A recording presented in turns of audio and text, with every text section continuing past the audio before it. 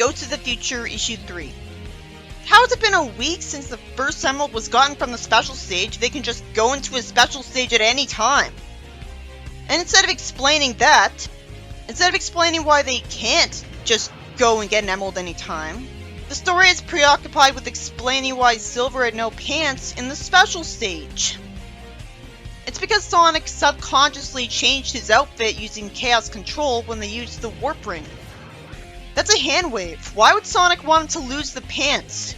At the time that he touched the Warp Ring, he was too busy panicking over the fact that he activated the Warp Ring to possibly think about how, I don't like that he has pants, and decide to do that. He wouldn't have been focused on his fashion at that point. Why would Sonic want to lose his pants? It's not like he's into Silver. The comic didn't imply that before at all. Like, AOSCH had Sonic clearly kissing girls all the time, remember. Not to mention the Sonic and Sally ship. And before that special stage, Sonic had never seen Silver looking the way he's supposed to before, in the continuity of this comic. He had never seen Silver wearing that exact outfit before. So it was a miraculous coincidence that he had him look exactly the way he did in the game. It was clearly only because of meta logic that Silver looked the way he did in the special stage, and that people expect him to look that way because of 06. So it was there to appeal to fans. But I'd rather have actual logic than meta logic. Sonic outright explains that he doesn't like pants. Okay, that does make sense since he doesn't wear them.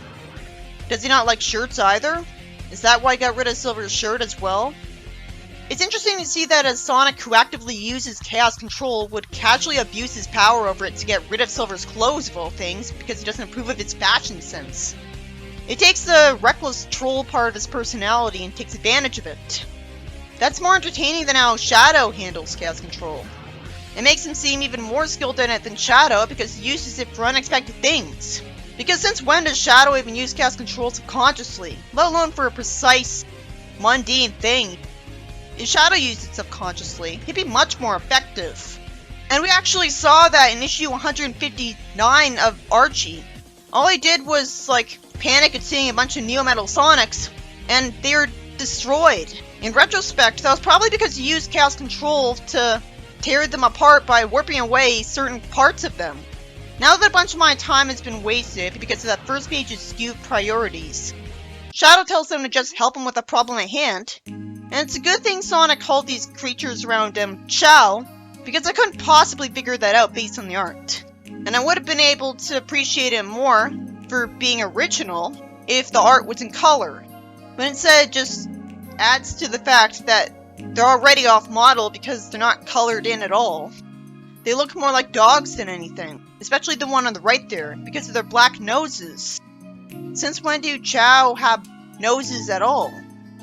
And again, if it was all in color, then I would just think, okay, so that's what Chao looked like in this universe. Sonic says he had no idea that the Chaos Emerald would bring all these Chao back with it. That's arbitrary. It's also creative.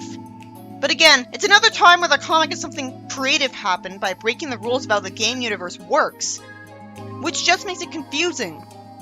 This comic started out showing us the Emerald Altar from Sonic Adventure, clearly establishing that it thinks it's taking place in the game's universe. But that was a mistake, because now it makes every instance of the game's canon being contradicted incredibly confusing. Because now I'm just wondering why it took so long for Sonic to accidentally summon a bunch of Chao out of nowhere and bring them with him out of the Special Zone, after all the times he's gotten Chaos Emeralds in the past.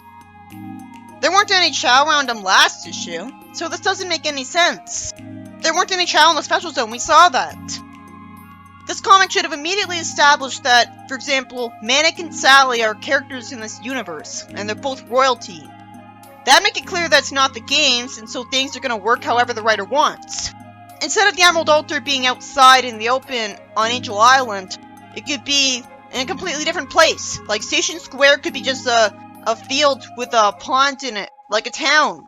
Like, that happens to have a train station in it. Like, it's not hard at all to be creative. Even the slightest creativity would establish that's not the game's universe, and so it makes sense that things could be different. So you could have Antoine have psychokinesis instead of Silver. At least that way, the Wisp personality would fit Antoine. It would be weird that he had telekinesis, but It's less weird than Silver being a wuss.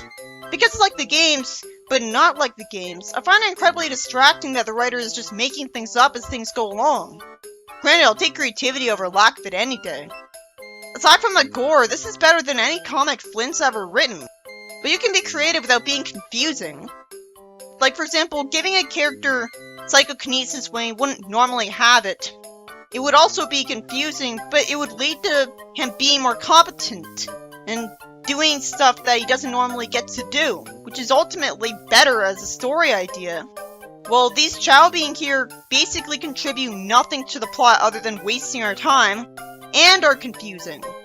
Anyways, well, Sonic thinks it's cool that the Chao are here and is happily carrying one, having a soft side and revealing that he can still physically touch things as a ghost, so he's barely affected by being a ghost at all, and really he could resume his normal life perfectly fine. I mean, he could probably still spin dash at things. Shadow is responsible by immediately saying that all he wants is to put these Chao in a Chao garden and get them out of his house.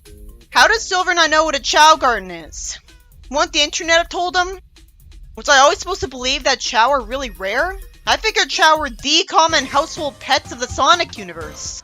But I guess that not being the case explains why we only ever see Cream with Chao in actual canon stories. Maybe the way this universe works is that Chao are literally only found in the Mystic Ruins Chao Garden and Station Square Chao Garden.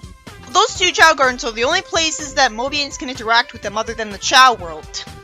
There's a whole separate world for them in NSE2. I guess that would explain why there's no Chao system after the adventure games. They're rare. But nobody ever acted like Cream having a pet Chao was a big deal, and said that she had a really rare pair of pets.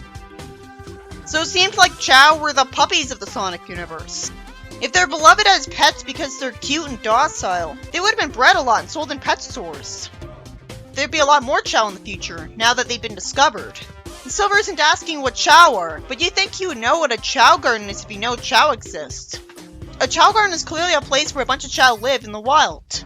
On the track that our feature is heading, there's more nature preserves being made, and like people are cutting down trees a lot less. Like usually when lumberjacks cut down forests, they have to replant the trees afterwards. So the future is getting greener. So obviously Silver's future would if anything have more Chao gardens, because there'd be more animal preserves. Maybe he's being too literal-minded and wondering why Chao would be able to have a garden or grow a garden. How does he not know that's what a Chao nature preserve would be called? It makes sense that he wouldn't know what a Chao garden is if this is a future where there are no wild Chao because everyone has them as pets, which would be a logical direction for them. It's not like there's any nature preserves for just cats or just dogs. But Shadow still talks as if getting the Chao to a Chao garden is a possibility even in the future. He's been on this planet in all this time. You'd think he'd find out if people stopped having Chao gardens on the planet. So, while it could have been world-building Silver's future, it's not. Silver's just a complete idiot again. And no, that's not funny.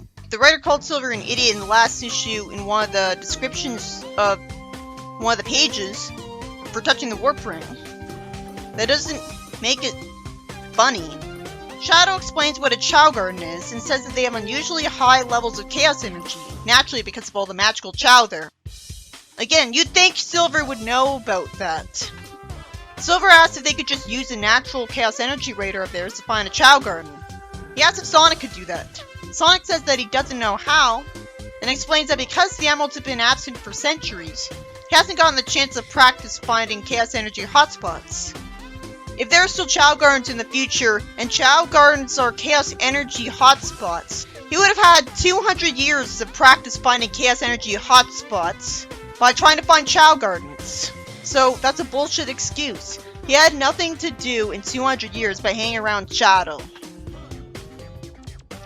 Conveniently, Shadow looks over at a box of Sonic stuff, which has survived 200 years, and picks up an emerald radar with a picture of Tails' tails on it. It just makes me sad that Tails isn't in this comic.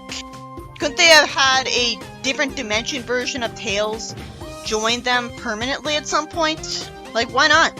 He could be from a dimension where there's no Eggman to fight. It would have made Tails look like a real genius if after he died in the first issue, he came back because he had a Project Phoenix like Rick, and his consciousness got teleported to another identical body of his. so he left a clone vat or woke up as a robot.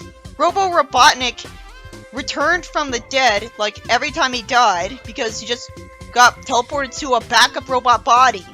So that's basically Project Phoenix, except with robots instead of clones. So Tails could have done that, and it still feels Sonic-like. Tails could have survived the fight with Shadow and proven how much of a genius he is, instead of Eggman and Shadow being permanently responsible for his demise. Isn't that pretty dark? And how did the Ancient Echidnas expect Master Emerald to be guarded continuously for all time if Angel Island didn't have a way to resurrect its guardian every time he died, like in SEC Online? The comic could have brought Knuckles back with a type of Guardian Emerald. It could have had him be in the future, like at least wishing he could guard the Master Emerald. I mean, what was the point of the Echidnas having Knuckles be the guardian of the Emerald if it was just going to be for a small period of time, 8,000 years in the future, and that's it? When there'd obviously be villains past Eggman's time. Like, Eggman is able to be a capable villain because there's technology in his period in time. There would be people who would be geniuses and have advanced technology and be evil with it after Eggman dies of old age. Like, for example, Eggman Nega.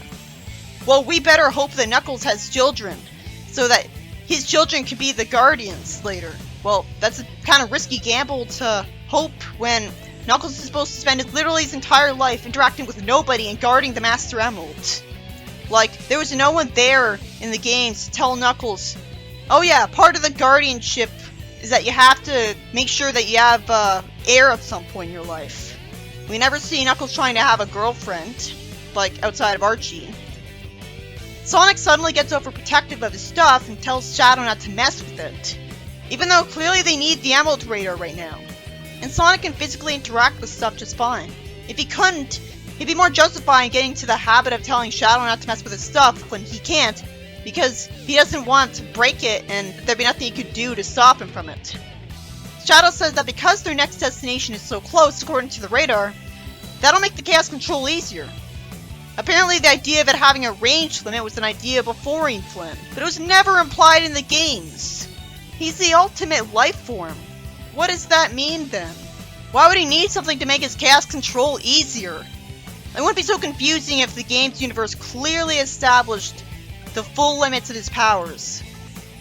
The radar glows and shows a hologram of Tails, which explains that the radar is voice controlled apparently, and the hologram asks what Sonic wants him to do. Sonic's upset, and uses Chaos Control to send away the Chao. Sure is convenient that Tails inexplicably thought to make this hologram of himself so that Sonic could use it better in the very slim chance that he wouldn't be around. And yet Tails didn't make a sort of resurrection Operation Phoenix for himself. Remember when Robo-Robotnik was able to die and then wake up in another robot body no problem? Logically, you think Tails would have been able to make that.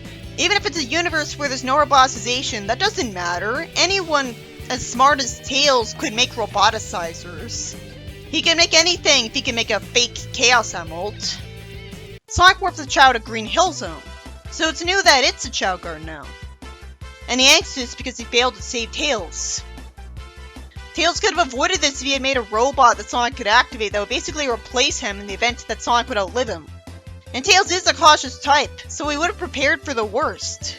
But hindsight is 20/20, I guess. It makes sense that he'd assume Sonic wouldn't be happy with our replacement Tails anyways, but he should know that it'd be better than nothing. I mean, Tails has a dangerous life. You'd think it would occur to him at some point that he could die. Then to call waste her time visiting Sonic, saying that she can do that because there's a Chaos Emerald in this dimension now. You'd think that Eggman Nega would have showed up at this dimension some point, and wouldn't he have brought his own Chaos Emeralds there? Eggman Nega was a villain to Silver in the Sonic Rivals series. He's constantly zone hopping, as Archie explained. He dropped the Soul Emerald. You'd think at some point he would have come to this dimension, but I guess he didn't, because there are an infinite amount of other dimensions that he could be in. She said she can only visit for a short time, for no reason, having the same confusing forced plot hole as the reboot did with her. She's already magical and omniscient. You would think she wouldn't have this kind of limitation. Couldn't she just come back every time she'd be forced away? She says that she came to see the Chao, actually, and she tries to comfort Sonic, who can barely remember his friends' faces anymore. Sonic's pretty sympathetic here. Right from the start of this comic, I noticed that another similarity with the other M comic is that the comic has Sonic be sad and vulnerable a lot. Here, Sonic's basically always like this at this point.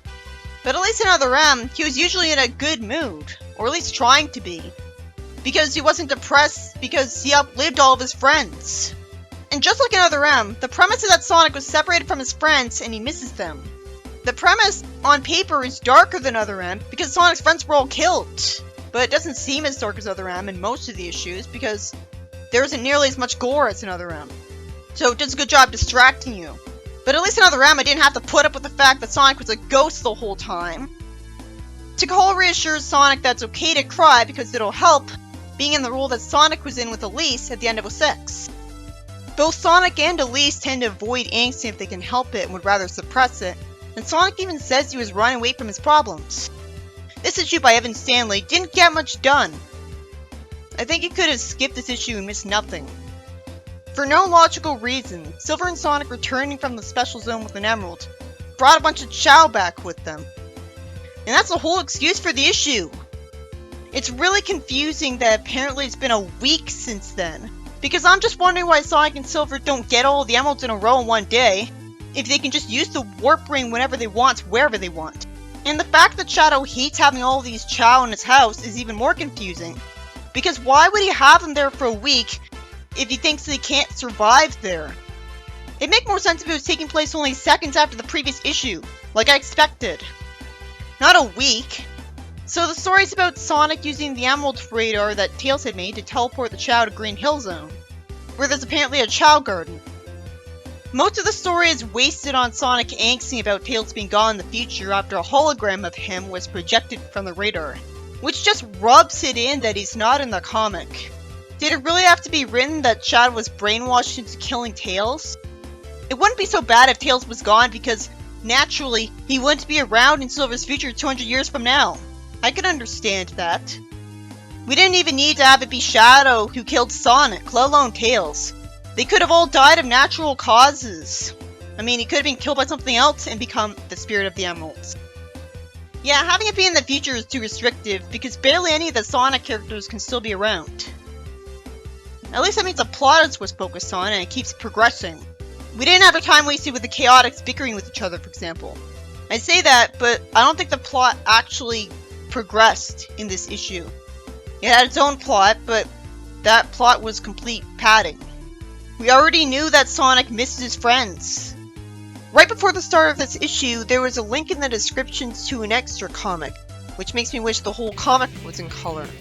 We see Sonic confident on the wing of the tornado, saying Eggman doesn't stand a chance. Tails has no faith in him for no reason. At least he's wearing glasses for a change. Sonic goes super and flies off the plane, so I immediately predicted that it was going to rip off Sonic 3. And it did. Knuckles punched the emeralds out of him. Sonic's dialogue is stilted after that. He tells him his cunning tricks won't fool him, the art looks awful for a second, and Tails says while flying that it'll stay right up here. So what was the point of making that page? That was the whole plot? A fan comic can be about anything. There's no excuse for just ripping off the start of Sonic 3. If you're not even gonna have it make sense by explaining how Knuckles can punch the emeralds out of Super Sonic. That was boring. And Sonic looks awful in the final panel too. It also misspells goddammit, somehow. Now, given nothing to compliment about the story, so insulting stuff like this is all I have to do with it. The art is good, but that just makes the uncreative, pointless plot even more disappointing, as it was as fulfilling as reading nothing at all. At least the writer knows the tone's too dark now. I always appreciate a writer that can improve and has self-awareness.